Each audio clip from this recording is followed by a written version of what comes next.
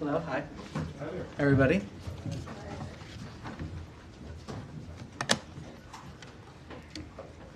All right. So for those that don't know me, my name is Tommy Pigott, Principal Deputy Spokesperson. Stepping in for the day for Spokesperson Bruce, who is traveling with the Secretary and the President. So to start, a few remarks up top, and then I'll be happy to take some questions. So the American people can be proud that their leaders are putting their safety and security and prosperity first. This week's developments show an administration delivering boldly on its promises, and the results speak for themselves. When President Trump says he will never leave an American behind, he means it. Idan Alexander has been released from Hamas captivity and reunited with his family in Israel. This is the result of unwavering American leadership. President Trump and Secretary Rubio are also strengthening strategic ties in the Middle East, delivering security and economic wins in Saudi Arabia, Qatar, and the United Arab Emirates. Earlier today, President Trump announced Saudi Arabia's $600 billion commitment to invest in the United States, building economic ties that will translate into jobs and opportunities for the American people and the region. Secretary Rubio will next travel to Turkey to attend the NATO Informal Foreign Ministers meeting. Since the November election, 20 NATO allies have announced increases in defense spending, a direct result of President Trump's leadership, and a renewed commitment to peace through strength. We also welcome the ceasefire between India and Pakistan and commend Prime Ministers Modi and Sharif for choosing the path of peace. As President Trump said, their decision reflects strength, wisdom, and fortitude. We urge both sides to maintain direct communication to preserve regional stability. Regarding Iran, negotiations continue to show progress. This administration remains clear. Iran will never be allowed to acquire a nuclear weapon. As President Trump has said, Iran can have a much brighter future. The time is right now for them to choose. And finally, the President has secured another win for American workers. An initial agreement with China to reduce China's tariffs and set a path for future discussions to open market access for American exports. As President Trump has said, the U.S. will continue to prioritize fairness, reciprocity, and results. The American people are already seeing the benefits. Inflation is down, grocery and gas prices are falling, and optimism is returning across the country. President Trump is once again delivering on his promise to make America great again. And before I take questions, I would like to thank Spokesperson Tammy Bruce and the entire team for its unwavering support. It is an honor to be here, and I look forward to answering your questions for the American people. And with that, I'll take some questions. Tommy? Yeah. Thank you. Welcome to the briefing room. Trump said today that he's ordering the cessation of sanctions on Syria. How quickly will the U.S. lift these sanctions? Is this something we could expect as soon as coming days? I have nothing additional to preview. The president obviously spoke to this, and the president has been clear he wants to see prosperity for the entire region. That's part of the purpose of this trip, so nothing to further preview in terms of a timeline. And is the U.S. pressing the UN Security Council to lift sanctions on HTS? Again, nothing to preview on that front, but as the president said, this is about making sure we can have a region with peace and prosperity, long-term prosperity. And as Caroline Leavitt said before the trip, this is about a golden age both for the American people and for the Middle East. And we're seeing that dedication with the many different announcements that the president made today. Can you give us an update on the talks between Russia and Ukraine later this week? Will Secretary Rubio be participating in those talks? What are the expectations from the U.S. side? And there's been talk about a face-to-face meeting between Zelensky and Putin. Can you tell us anything about that or talks to prepare for those talks? Well, the president has spoken to this as well. He has been clear that the meeting in Istanbul is a critical opportunity for direct talks between Russia and Ukraine. That has been clear. The president has also been clear that he wants to see those talks happen, and he's been dedicated to trying to first get that ceasefire and then an enduring peace. In terms of specifics, nothing further to preview. The president also spoke to this during his speech just a short while ago. I'd refer you to his comments there. But this is a critical opportunity to, again, have those direct talks to try to achieve that ceasefire and then that long and enduring peace. Yes. Thank you, Tom. Good to see you behind the podium. Very quick question. On Sunday, the Israeli Prime Minister Benjamin Netanyahu said that the ethnic cleansing of Gaza is inevitable and that they were targeting every house in Gaza for that purpose. So Is the United States, are they okay with that kind of language, or would there be a rebuke in the future of such a thing that is clearly, speaks of a war crime? What is the position of the U.S.? Well, first, I don't accept the characterization of your question. And second, I'd say that Hamas bears sole responsibility for the war and for the resumption of hostilities. We want peace and the immediate release of all hostages. And we've also been clear from this podium and elsewhere that any departure from Gaza must be voluntary. Yeah, but you as far as what he said, that's what came out of the cabinet meeting. Independent of what we hear about Hamas and so on, and they are responsible for this. But do you have a position on the forcible removal of the Palestinians from Gaza? Look, I just answered that question. I stand by what I just said, and ultimately, Hamas bears sole responsibility for this war. Yes. Follow up on Gaza. The spokesperson last week, Tammy, mentioned that a foundation would be set up. At that time, it was very shortly. It was last week, to distribute aid into Gaza. Where does that stand now? Is this still a project? It's still in the works? Is it going to happen? And the Israeli Prime Minister also said that in the coming days he would go in full force into Gaza. Would that disrupt those plans, or is it calculated and being prepared together? How does that work? Well, look, we won't speak on behalf of the foundation, and we'll defer to the foundation in terms of any announcement that they may or may not make. But bottom line is we welcome moves to get aid quickly into Gaza. And we also welcome creative solutions that make sure that that aid actually gets to the people that need it and is not falling into the hands of terrorists such as Hamas. So we support creative solutions to get that aid in there. We want to make sure it's done in a way where it's not falling into the hands of Hamas, that it's actually reaching the people that need it. And what is as clear as day is that the people of Gaza have suffered tremendously under Hamas. So we support those creative solutions to get aid in there, and the president has been very clear, as has Secretary Rubio. Yes.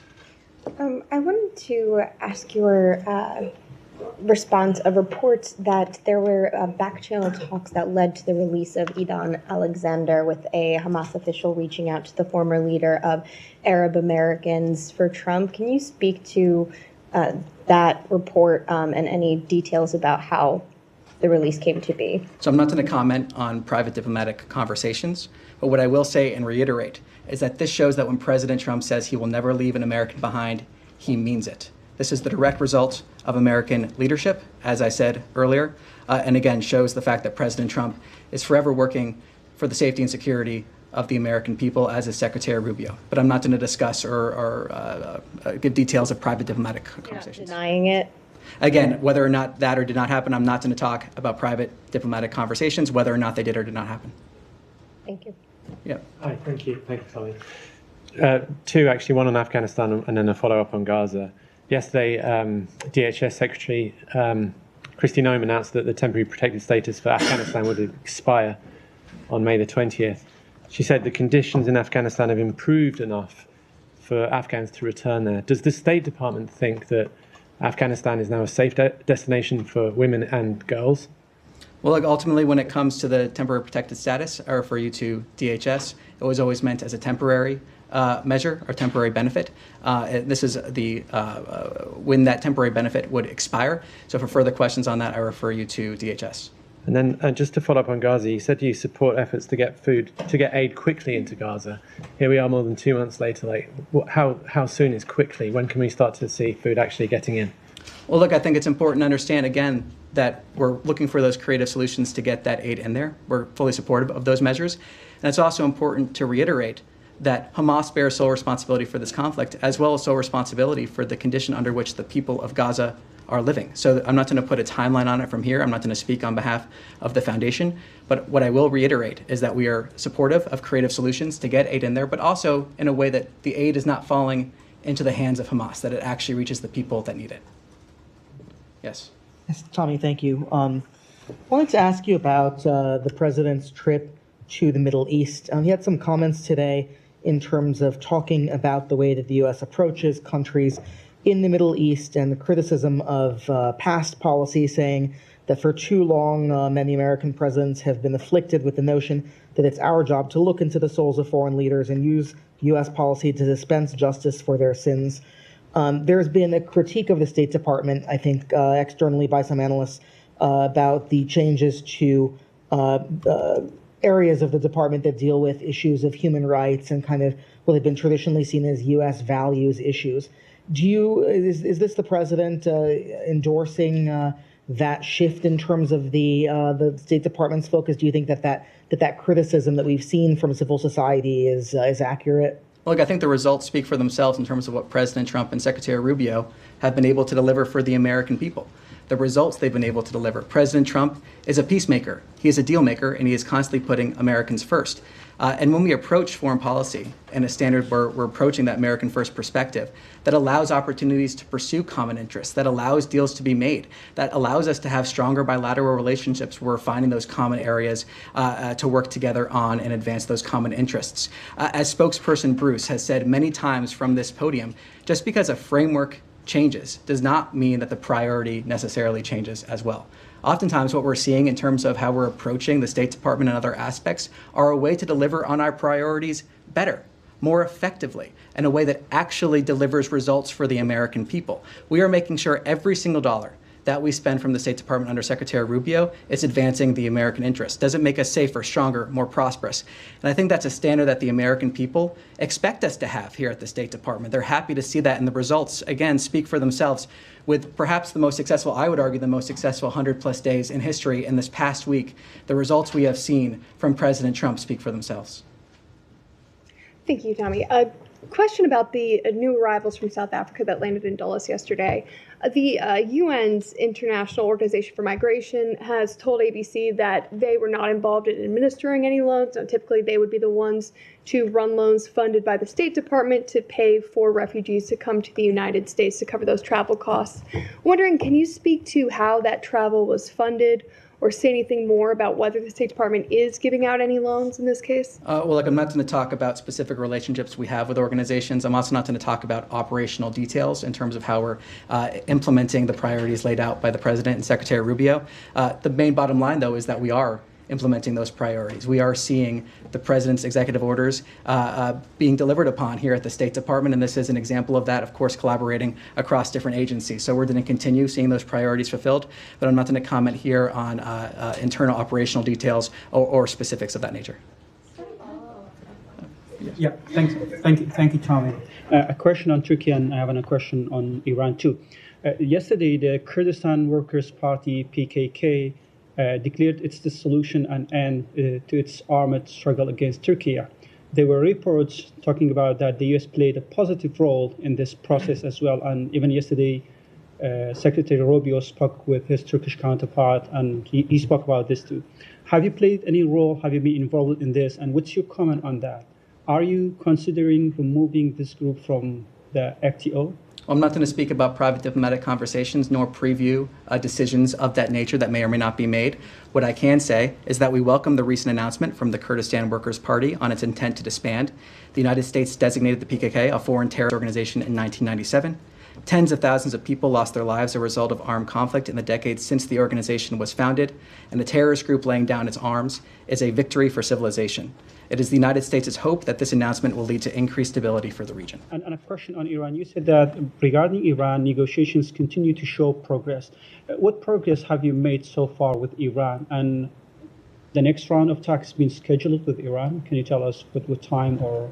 Nothing to preview on that front. What I can say is the President spoke to this just in his speech a few hours ago, talking about the time for choosing for them is right now. There is a path to prosperity for Iran. He wants to see the entire region be prosperous. He's also been clear that there are two options for Iran. Iran can never have a nuclear weapon, but there are two options in regard to that, a good option and a bad option. So the President has spoken to this. He's made our priorities clear. He's made the goal clear. And I don't have anything additional to add beyond his comments there. Thank you. Thank you. Yep. Thank you. How does the U.S. State Department view the Bangladesh interim government's ordinance banning all activities of the largest political party, Awami League, one, as I told you, that one of the largest political parties, effectively erasing its political identity and barring its from future election. I just wanted to mention here in previous briefing, Tammy stressed the importance of election and democracy in Bangladesh, especially inclusive election. Now they banned this political party from the activities. What is your concern on that? So what I can say on this is that we are aware that the interim government has banned the Awami League from all political activities until a special tribunal for the party and its leaders concludes. We do not support any one political party in Bangladesh over another. We support a free and democratic process, as well as fair and transparent legal processes for all individuals.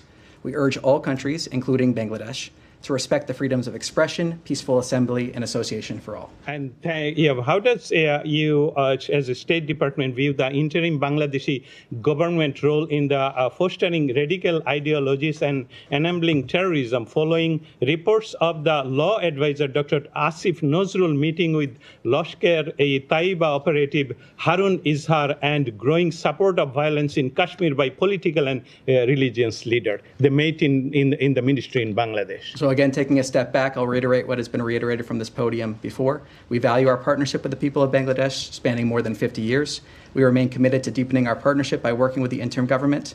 And I already commented on your other question there, but nothing further to add. Thank you. Yes. Thank you very much, Tammy. Two questions, one on the North Korea, and then the second question about the Russia follows. As you know, that the North Korea launched the multiple ballistic missiles into the East Coast last week for the second time since the second term of the Trump administration. How do you view the fact that North Korea is receiving missile technology support from Russia, which is further escalating the threat to the Korean Peninsula? So we've spoken on this in the past. I'll refer to those comments and take back your question for further details if we can get there. The second question on Russia. Russia's Kremlin said that it will pay for the North Korean soldiers who died in Kursk during the war in Ukraine, and that Putin is preparing a new mission with the North Korean military. How will the United States react to the fact that North Korean troops will continue to be stationed in Russia and help Russia, even if Russia and Ukraine reach a ceasefire and the war? Well, as spokesperson Bruce has said from this podium, third countries like the DPRK that have perpetrated the Russia-Ukraine war bear responsibility. The DPRK's military deployment to Russia and any support provided by the Russian Federation, the DPRK, in return must end. Yes. Thank you. A couple of questions from South Asia. During his calls with Pakistani Prime Minister, Foreign Minister, and the Army Chief, when Secretary made a call, did he receive any commitment or assurance from the Pakistani leadership that they will dismantle all the terrorist infrastructure and they will no longer support terrorist groups within the country? I'm not going to talk about private diplomatic conversations. What I can say is reiterate what we've been saying for a couple days now, is that we welcome the ceasefire reached between India and Pakistan this weekend. And we commend both prime ministers for choosing the path of peace. The president truthed about this. He was very clear in terms of that. We also want to encourage direct communication between the parties. That is something we've also been clear about as well. India has refused any U.S. effort to mediate between India and Pakistan. How hopeful you are that you will be able to bring them together in the same room for talks? Well, I'm not going to speculate on that. What I can say is that we encourage direct communication. We have been clear on that. We continue to encourage that direct communication. The president has been clear on that. And the president, as I said, has also been clear in praising both prime ministers for choosing the path towards peace and the wisdom and fortitude that shows. Has U.S. sent a team to Islamabad or Pakistan following the reports that there have been leaks of nuclear radiation in some of the secure Pakistani sites?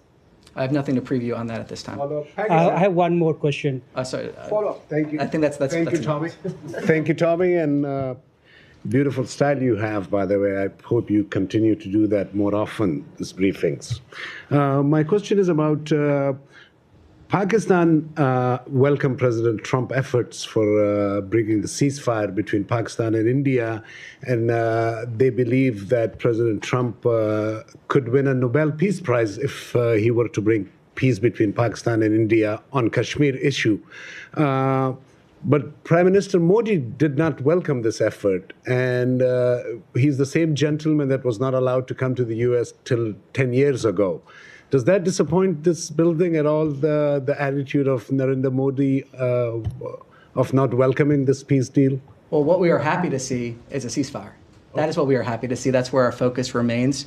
And we want to see the ceasefire be maintained. And we want to encourage direct communication.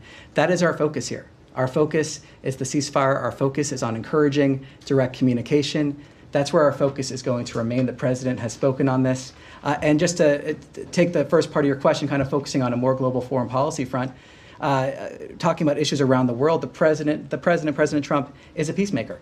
He's a peacemaker. He values peace. He's also a deal maker. And he has shown that again and again and again in terms of both pursuing an America First agenda, but also pursuing peace and wanting to see peace and conflicts come to an end. Thank you very much. One more question about, excuse me, one more question. The drones which India used against Pakistan were Israeli-made drones. President Trump, one initiative that has been globally recognized and talked about is his Abraham Accord idea.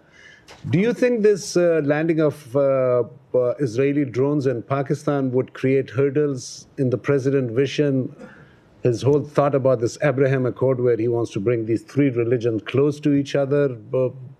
These Israeli drones will further complicate the relations between Pakistan and Israel or no? Well, I'll reiterate what we are focused on here and happy to see as a ceasefire. We want to see direct communication between the parties. And when it comes to, again, solving conflicts that have existed in regions around the world, the president wants to solve those conflicts when he can. He's often said that he stands ready to aid in the pursuit of peace. He stands ready to help. And the president is a deal maker. He is a peacemaker. He has shown that again and again. And we're seeing the results of that from the past 100 days and even just this last week. So the president's a deal maker. He's a peacemaker, but nothing to comment further beyond that. Thank you so much. Yeah. Yep. Thank you. I want to follow up on Syria. President Trump, in addition to lifting the sanctions, also said that he wants to create a fresh start with Syria. I wonder, what does this mean for the U.S.-Syria relations going forward? Does this move indicate a broader policy shift towards full normalization? I also wonder, President Trump also said today that Secretary Rubio will meet Syrian Foreign Minister Al-Shaiban in Turkey later this week. What are your expectations from this meeting? Well, the president spoke to this. He spoke to his reasoning. He spoke to the fact that he wants to see the entire region thrive. We want to see peace and prosperity. When it comes to Syrian interim authorities, from this podium and elsewhere, we've communicated with them some of the actions that they should take for peace and prosperity, and we hope that they do take those actions. But the president has spoken to this in that speech a few hours ago, saying that this is about making sure we have a region that can thrive, a region for long-term peace and prosperity. Yes. Yeah, I wanted to follow up about the Secretary Rubio's trip as well to the Middle East.